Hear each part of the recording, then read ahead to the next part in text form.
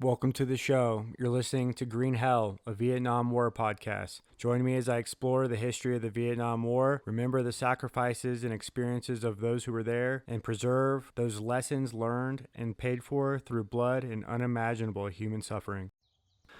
Hey, everybody. Welcome back. Happy New Year. 2025 already set to be an interesting year, to say the least. Fingers crossed, knock on wood, I think the sense in the world right now is that we're on a precipice, whether it's aliens or nuclear annihilation or just general political distress, which isn't new in this country. It's going to be something else. We'll see. Fingers crossed, though. Hopefully the economy improves. But anyway, I just wanted to log in today and give everybody a warm, happy New Year welcome and well wishes. I also wanted to read a couple of comments that I got from some listeners out there. So without further ado, I'm going to read what you got. Okay, Joe from Lubbock, Texas, he says, "Hey, Steven, love Green Hell. You've really done a great job of summarizing and contextualizing the flow of history from World War I to the start of the Vietnam War. Keep up the good work. One point of constructive criticism, sometimes your sound effects are a little overbearing and distract from your message. Your last episode on Operation Leah was much more fluid, and while I enjoy your sound effects, I suggest you dial them down so that they are a tad more subliminal. One question. Given everything going on in Eastern Europe, what are your opinions on the Ukraine-Russia war, considering it as an extension of the Cold War?" All right, thanks, Joe. To your point, yes, noted. Actually, that's a very good feedback. I appreciate that. You're about the third person who's told me that my sound effects are a little overbearing, and so therefore I will endeavor to push them to the background a little more and dial it back a little bit. So I appreciate that.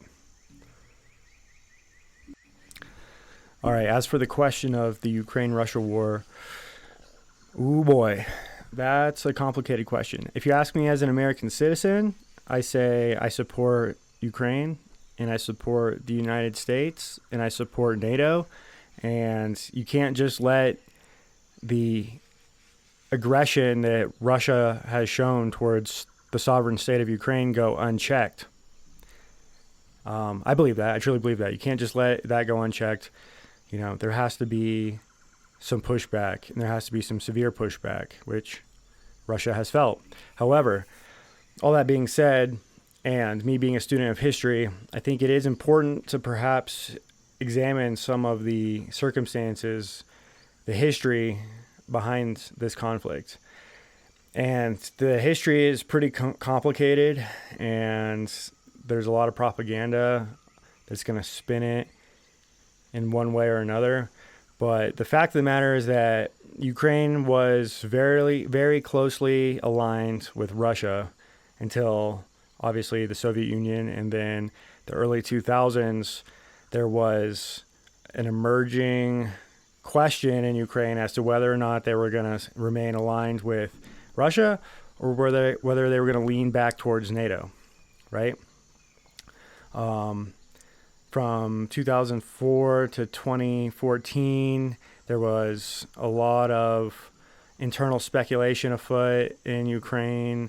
There was a lot of rumors of corruption and just take your typical Russian, Ukrainian, like organized crime, mob, corruption motifs and apply that to what's going on in Ukraine. And that was pretty much how it was. Like, you got people taking kickbacks to get things done, right? You've got the minister and his entourage were like embezzling a shit ton of money from the Ukrainian people and et cetera, et cetera. None of that's really new in these Eastern Bloc countries, but at the same time, it's like, well, the extent of Ukrainian corruption, it's like, who's to say that it was just him, that it was just one party? And I think most people who really have looked into it will say that corruption in Ukraine has been and probably still is pretty rampant, and that's just the way it is. So fast forward to 2014, Ukraine undergoes a civil upheaval where a bunch of protests occur, and the more or less pro-Russian president of Ukraine gets ousted. Bunch of civilians get shot in protest clashes with the police. One thing leads to another, and eventually the president leaves, he flees to Russia, and the Ukrainian parliament resets, and they end up going way more towards NATO. Okay, so what does that mean? Well, it doesn't mean anything necessarily, but it means something if you think about the fact that a lot of the protests were organized by NGOs, non-governmental organizations. Okay, cool. Non-governmental organizations. What's the problem with that? Well, nothing in principle, but the thing is, it's widely known that NGOs are often the tools of intelligence services like the CIA. How so, you ask? Well, you put people in the NGOs and they're actually tied to the CIA, and now you've got a legal mechanism to fund money to support an emerging democracy, and, who knows what else, right? We don't know. It's classified. We're never going to know. So you can always have plausible deniability that this kind of thing occurs. I'm a bit of a cynic. I definitely think this happens, and I definitely think that the United States utilized NGOs in Ukraine to foment the protests against the the pro-Russian leaning president, and to otherwise interface with the Ukrainian intelligence services and basically take them under their wing in the aftermath of that situation to rebuild Ukraine in a more United States image, right? So that's my understanding of the situation. There's a lot of controversy in what I just said. None of it can really be proved because nobody has access to those records that would prove that, because it's all classified, probably, if it did happen at all. This is just what I think. So the United States, through United States funded NGOs, and the United States isn't the only one, right? NATO also funded some of these NGOs. They foment a civil uprising that, at the very least, creates the predicate for denouncing the corruption and pro-Russian leanings of the president, and creates the opportunity for the United States to, with legitimacy, involve itself more into the Ukrainian government. Fast forward to 2022, the Russians invade Ukraine under the perspective that the NATO expansionism and United States influence of Ukraine is not in their interest, and they can't tolerate it. All right, that's that. That's what I think. I don't necessarily think there could be a moral label placed on it. If you're a Russian, you think that the West and the United States are the provocateurs in this situation. And if you're from the United States or you're from a NATO European country, you think that Russia is clearly the bad guy in this equation. But this is one of those situations where it's like, you think one thing, Russia, we think another, and we're just going to have to fight about it. And that's where we're at. I'm rooting for Ukraine, though. But at the same time, this conflict has been pretty brutal. It's been really bad. Look up at the casualty figures, and it's next level. It's brutal. I think it's like the Russians have lost, through killed and wounded, like 400,000 people or something. Those are insane numbers for today's standards. And I'm not sure what the Ukrainian count is, but certainly pretty high as well. The whole thing's bad. Could it have been avoided? I don't want to get into that.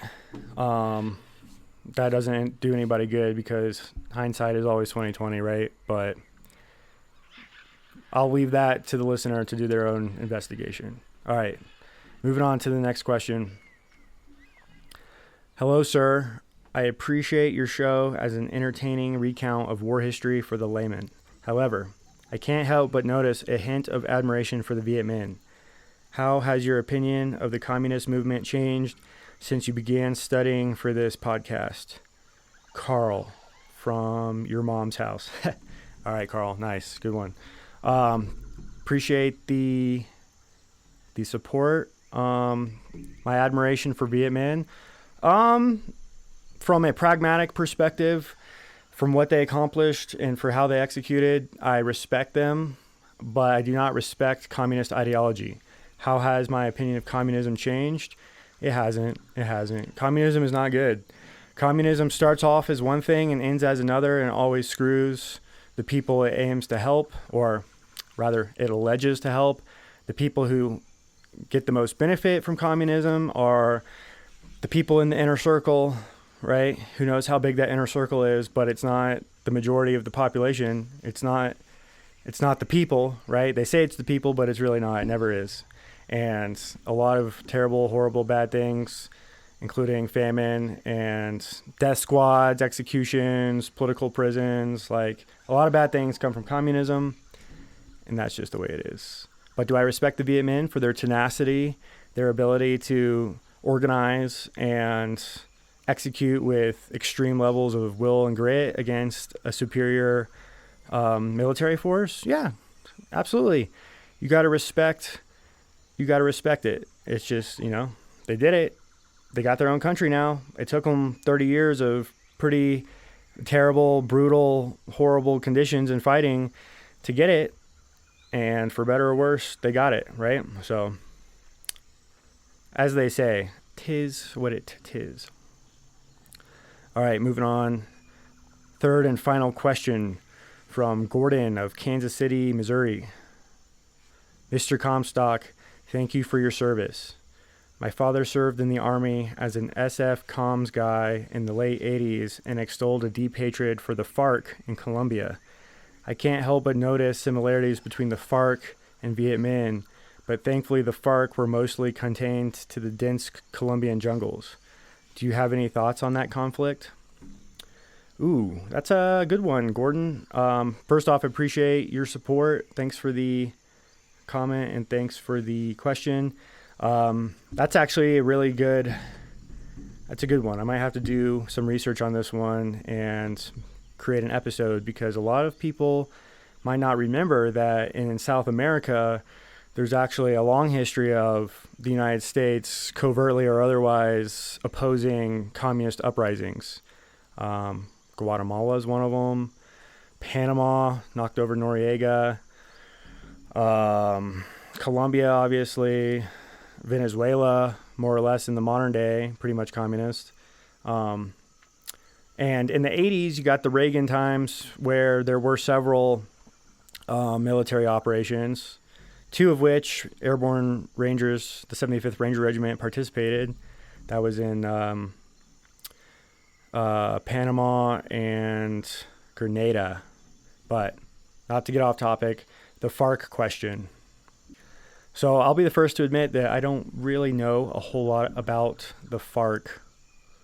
And for anybody who doesn't know, FARC is the acronym FARC for the Spanish translation of Revolutionary Armed Forces of Colombia. They were established in the early to mid 60s, I believe, as a military wing of the Colombian communists, and they were Marxist in orientation. They received training and aid from Cuba, another communist Latin America superpower, and as a result, the FARC kind of started to wreak havoc by fighting over these villages in Colombia and trying to oppose the Colombian government on behalf, allegedly, quote unquote, on behalf of the peasants, the poor, non-land-owning people in the Colombian agriculture community, right? Well,